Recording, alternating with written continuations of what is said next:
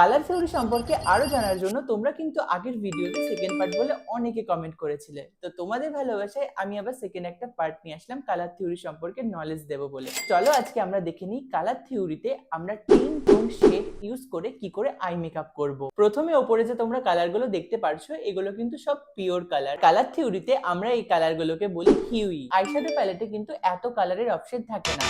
এই ওপরের কালার গুলো কিন্তু বেশিরভাগ আইশ্যাডো প্যালেটে থাকে, মানে পিওর কালার গুলো। এই কালার গুলো থেকে আমরা টিন টোন শেড কি করে বের করব, চলো আজকে সেইটা শিখি। ধরে নাও আমি এখানে সিলেক্ট করলাম এই অরেঞ্জ কালারটা, এবার আমি বের করব এই অরেঞ্জ কালারের টিন টোন শেড। তোমরা যে কোনো কালার ধরতে পারো। এই কালারটা যদি আমরা টিন্ট বের করি তাহলে কিন্তু আমরা এই অরেঞ্জ কালারটার সাথে হোয়াইট মিক্স করব, তাহলে কিন্তু আমরা টিন্ট শেড পেয়ে যাব। এই অরেঞ্জ কালারটার সাথে যদি আমরা গ্রে মিক্স করি তাহলে পেয়ে যাব কিন্তু আমরা টোন।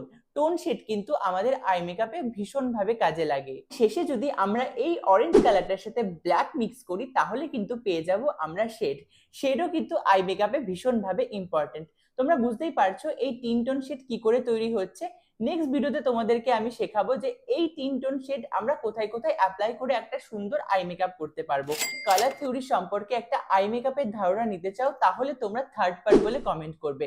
তোমাদের থার্ড পার্টে আমি আরো ভালো করে কি করে এক তিন টোন শেড অনুযায়ী আই মেকআপ করা যায় সেটাও শিখিয়ে দেবো। আর এইরকম ভালো ভালো টিপস এর ভিডিও পেতে হলে কিন্তু অবশ্যই পেজটাকে ফলো করতে হবে। তো দেরি কিসের, এক্ষুনি ফলো করে দাও।